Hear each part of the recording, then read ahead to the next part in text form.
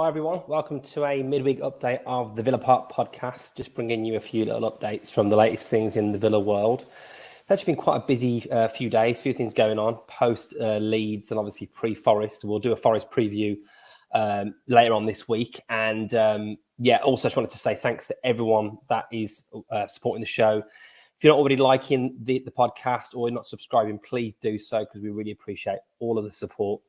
This will just be a short one. We might be doing a few more of these types of podcasts just to keep you up to date with all the latest goings-ons at Villa and hopefully give you a bit more short form information and content. So I know sometimes some of our pods, when we get into the live ones, can sometimes get a bit lengthy. So we're trying to bring a few more of the shorter ones to you.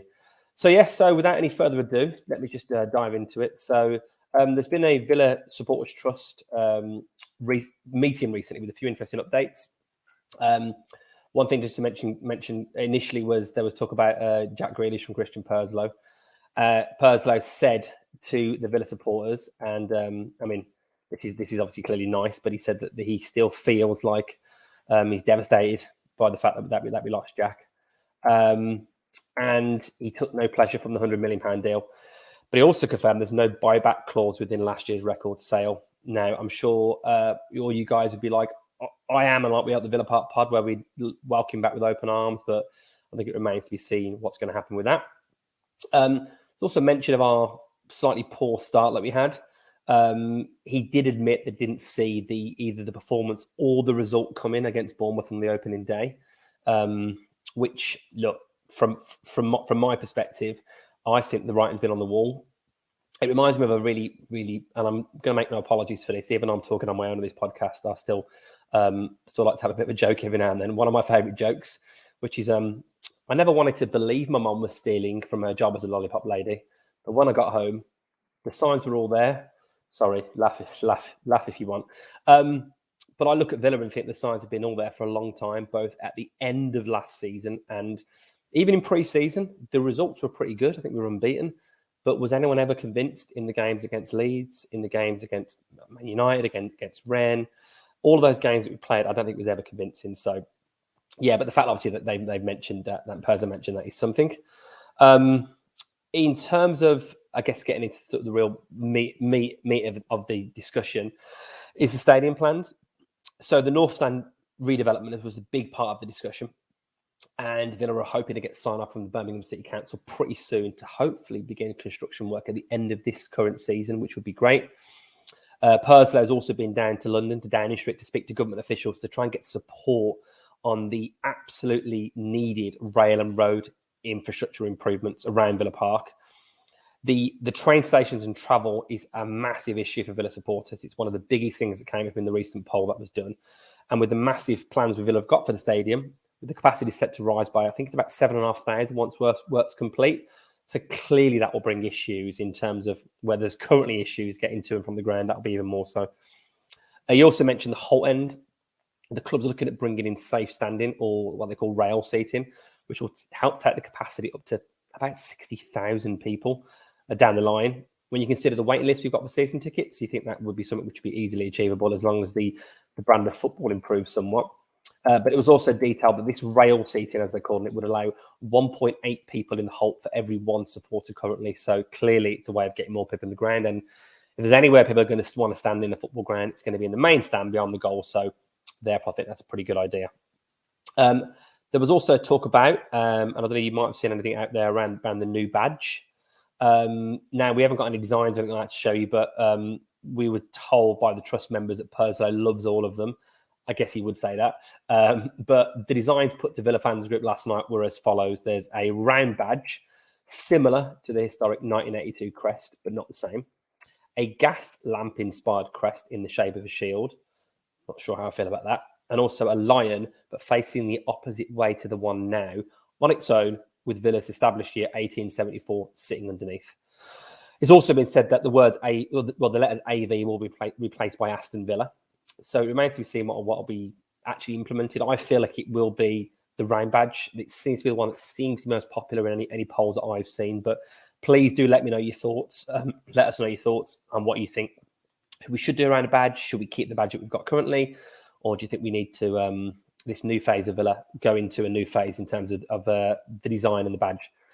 And also from a perspective of what we're all really interested about is obviously is recruitment and what we're doing as a team. So we know Villa's style of play is very much a work in progress. We've been told that. And Purslow said they were pleased overall with the summer window, despite the fact they struggled to move on some players. You can clearly Gilbert, Sanson, maybe Nakamba, but also you can imagine the fact he took quite a bit of time, quite late in the window for El Ghazi, for Traore to move on. Obviously, for the likes of Davies going on loan, for Trezeguet going to Turkey. So that will obviously affect what Villa could do. Now, the injuries, obviously, to Carlos and Kamara have been a big blow. And it seems now the plan is very much one in, one out, but with a huge focus on quality signings that will actually improve the first 11. Now, I personally, again, let me know your thoughts on this. I don't mind that too much. If you're, for example, replacing a Nakamba with a better version of that midfield role, or a Sanson with a better 8, I think there's only so much you can do. I think there's been a lot of signings over the last 7 windows, and at some point you need to start to just add more quality to it. We've got a good squad. We need to add, I think, pockets of actual better quality where we need to. There's also talk about the Carney Chukwuemeka sale and that £20 million sale.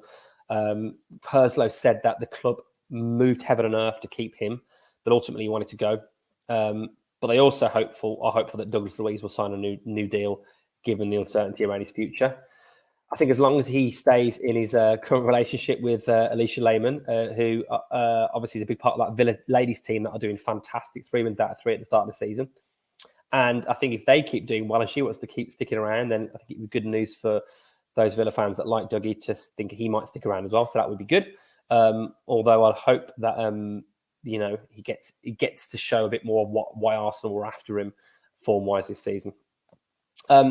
Also, from a recruitment perspective, there's been some stuff out today about Wes Edens and the links he's got to Africa with a lot of the business dealings that he's got. And Villa have actually announced they've opened 2 football academies in Africa as Edens and Suarez have expanded their portfolios again.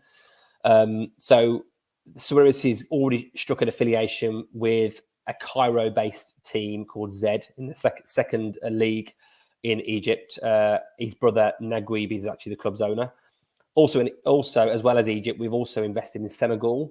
We want to try and unearth that very next Sadio Mane by the sounds of it. They've got a population of just over 17 million people. And as well as Mane, you've got Edward Mendy. You've obviously got Pepe Matar Sarr, Kalidou Koulibaly, Ismail Sarr, who we nearly bought, Ishmael Jacobs, who plays for Monaco, Dembélé at Torino, etc., etc., etc. So there's some fantastic talent, as you've seen, coming from continents like Africa over the years. Never something Villa seems to have tapped into.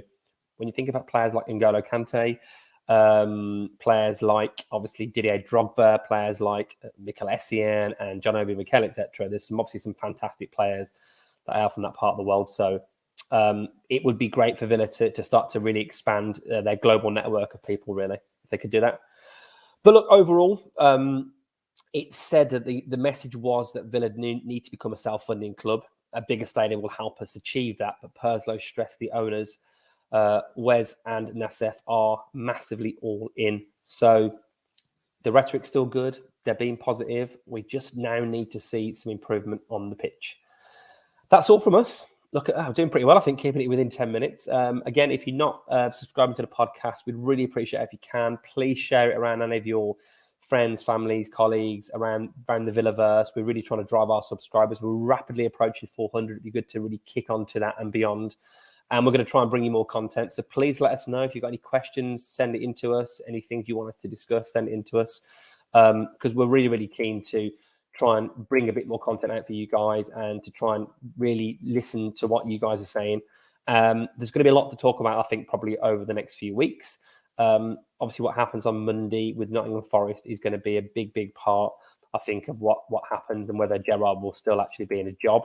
So I think we need to just see what happens with that, basically. But look, as we say quite a lot, watch this space and don't forget, everybody, we all follow the Villa. We are not going anywhere. And I just wish there was a bit more positive news for you. Take it easy. We'll see you soon.